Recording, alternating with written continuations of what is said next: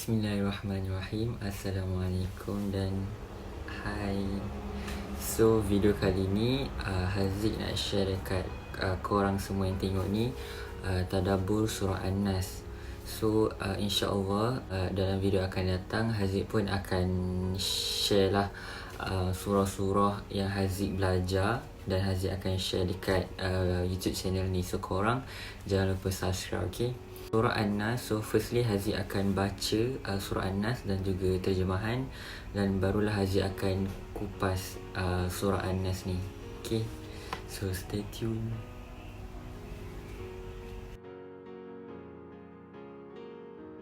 Bismillahirrahmanirrahim. Qul a'udzu birabbin nas, malikin nas, ilahin nas, min syarril waswasil khannas, alladzi yuwaswisu fi sudurin nas, minal jinnati wan nas. Dengan nama Allah yang Maha Pemurah lagi Maha Penyayang.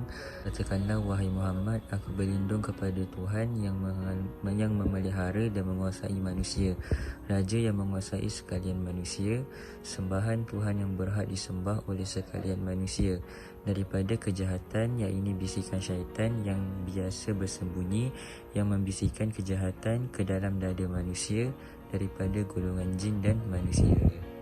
Secara generalnya surah An-Nas ni menceritakan tentang syaitan dalaman, yang mana macam syaitan dalam diri kita. Tetapi surah Al-Falaq menceritakan tentang syaitan waran, maksudnya syaitan sekeliling kita, dan ada juga segelintir manusia. Okay, so dalam surah Al-Nas ni ada satu syaitan yang mana dia memang ada dalam diri kita, iaitu qarin. So kalau orang cakap nafsu tu nafsu tu qarin lah tu. Qarin ni dia ada dalam semua manusia, ada qarin ni. Saya ada, kamu pun ada, gitu. So even pada zaman Rasulullah pun sahabat ada tanya, ya Rasulullah, adakah kamu pun ada qarin juga? Dan Rasulullah pun menjawab, ya aku pun ada, tetapi Rasulullah ni dia punya qarin baik lah, macam tu. Dia boleh jadi aktif, dia boleh jadi pasif. Kalau aktif ni dia lebih kuat lah daripada kita, dan kalau dia pasif dia macam duduk diam je dekat badan kita. Maksudnya kita boleh manage diri kita sendiri. So qarin ni, kita kena tahu yang qarin ni dia suka dua keadaan, yang mana bila keadaan kita sedih dan juga bila mana keadaan kita happy. So pernah tak kita dengar yang orang dulu selalu cakap yang jangan suka sangat, nanti hilang apa benda lupa.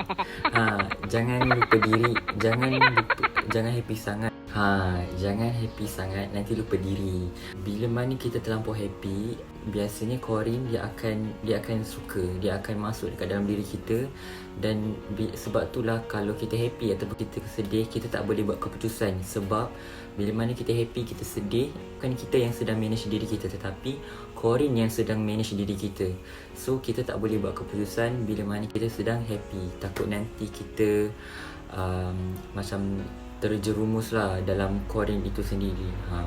So yang kedua adalah bila mana kita sedang sedih. Bila mana kita sedang sedih, itulah yang paling qarin suka. Sebab pernah tak kita bila mana kita sedih cakap, yelah dia tak sayang aku dah, aku dah tak suka kat dia, yelah aku ni siapa dah, macam tu lah kan. Senang cerita, qarin ni dia suka tengok kita berjerama, macam tu, takut kan. So bila mana kita sedih, so qarin ini dia akan mudahlah untuk perintah kita. Dan bila mana kita tak rawat sedih ni, dia akan bertukar menjadi kemurungan. Bila kemurungan ini kita tak rawat pula, dia akan bertukar menjadi depression. Depression ni lah yang ramai orang selalu kena, especially kat Malaysia ni. So korang kena pandai macam mana nak atasi kemurungan tu. Sebab bila kemurungan ni berpanjangan, itu yang qarin suka tu. Qarin dah pandai untuk dia akan pandai untuk perintah kita. Dan bila mana depression ini kita tak rawat juga, dia akan bertukar menjadi halusinasi. halusinasi ni dia suka bercakap seorang-seorang. Maksudnya dalam bilik, contoh dalam bilik kan, dia seorang-seorang.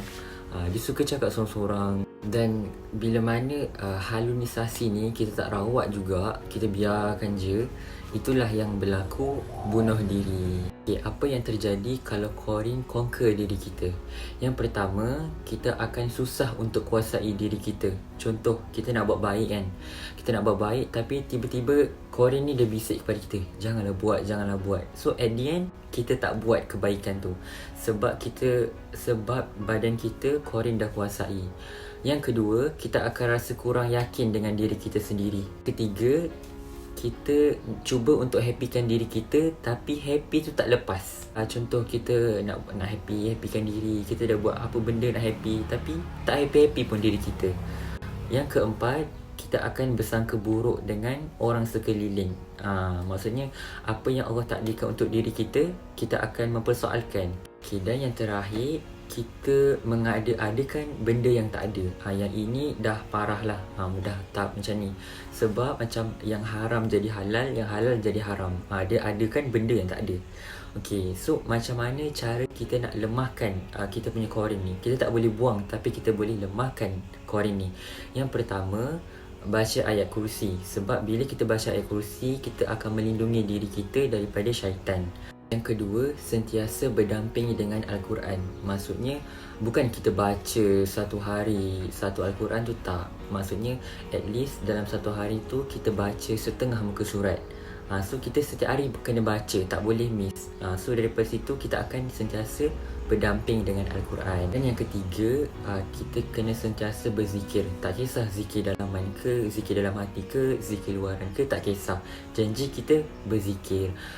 And zikir yang disarankan adalah Astaghfirullahalazim. Sebab bila mana kita berzikir, kita akan mendapat 3 kebaikan. Yang pertama, Allah akan ampunkan dosa kita. Yang kedua, Allah akan mudahkan urusan kita.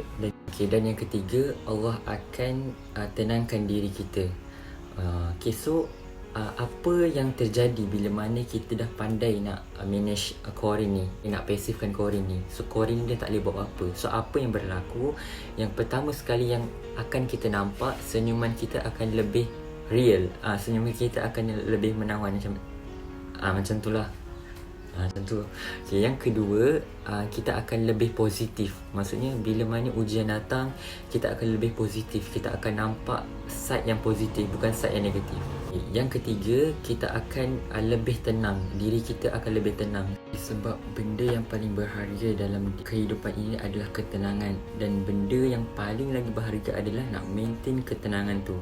So macam mana nak maintainkan, kita kena sentiasa pasifkan Corin tu.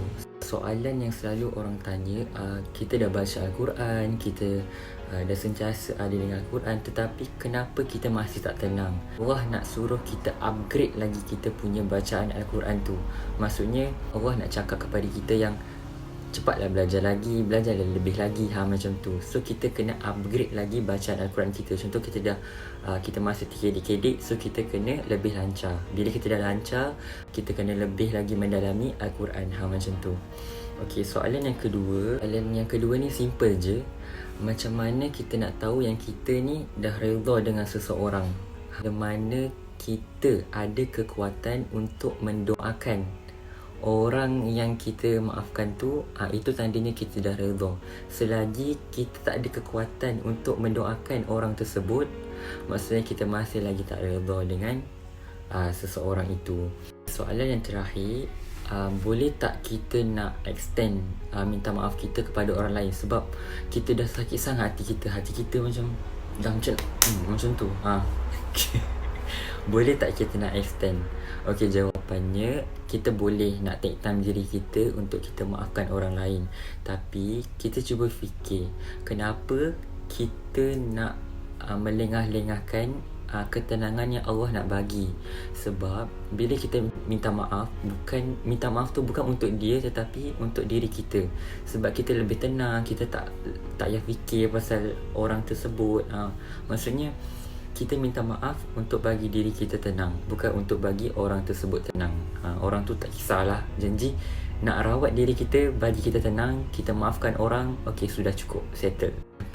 Benda yang paling penting dalam kehidupan ini, yang the most important adalah keyakinan kita kepada Allah Subhanahu Wa Taala. Bila mana kita dah yakin dengan Allah, kita dah meletakkan 100, okey, 100% kepada Allah, kita akan rasa macam lebih tenang. Tenang tu sebab qada kita, ketentuan kita semua bergantung kepada Allah Subhanahu Wa Taala. Allah yang beri, Allah yang ambil. Macam tu. So kita kena letakkan sepenuh pengharapan kita kepada Allah Ta'ala. And ada dalam kelas tu ada cakap yang bila mana kita dah yakin 100% kepada Allah, kita akan rasa macam bila kita minta, satu saat pun Allah boleh tunaikan. So di antara 10 ciri doa yang tidak dimakbulkan bila mana kita minta tapi kita tak percaya kita boleh dapat benda tu. Mana kita banyak belajar, kita akan rasa yang diri kita ni kecil je di hadapan Allah Subhanahu Wa Taala. So bila mana kita kecil, kita minta apa pun tidak mustahil untuk Allah tunaikan segala permintaan kita. Okay, so itu sahaja untuk tadabbur kita pada video kali ini.